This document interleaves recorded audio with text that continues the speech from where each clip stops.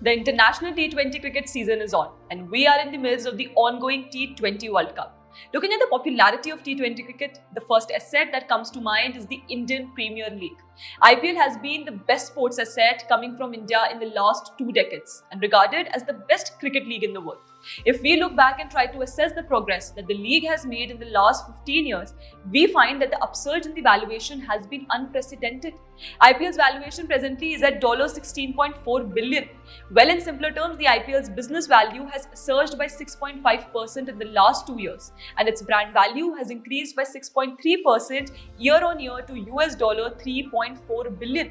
Many must be wondering how it all started and what exactly is this brand or business value. So let me simplify it for you. So the year was 2007 and India came out as a winner in the T20 World Cup. BCCI soon after announced a franchisee-based T20 cricket competition called Indian Premier League.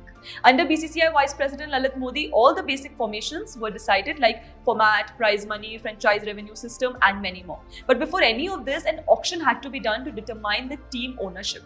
So 8 teams joined in at the beginning, fetching the IPL a valuation of $723.59 million. The most valued investment was done by Mukesh Ambani's Reliance, representing the Mumbai Indians IPL team. It was followed by Vijay Mallya's RCB, Deccan Chronicles Hyderabad and several others. Now we'll jump on to the year 2011.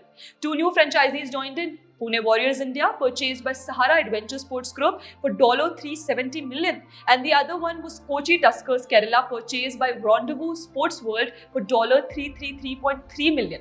The addition does increase the IPL valuation, but the Kochi franchisee was terminated just after 1 season for failing to pay the BCCI the 10% bank guarantee element of the franchisee fee. Moving on to 2012, Sun TV won the Hyderabad IPL franchisee, bidding at $80 million for 5 years. This bid was higher than the previous owners of Hyderabad, Deccan Chargers Holdings Limited, which was $107 million for 10 years. That was paid back in 2008. After 2013 again, the league had 8 teams in it due to the withdrawal of Pune Warriors India. After almost a decade in 2021, 2 new franchisees joined in. RP Sanjeev Goenka Group won the bid for Lucknow Super Giants by paying 7,000 crore, and CVC Capital Partners won the bid for Gujarat Titans by paying 5,200 crore.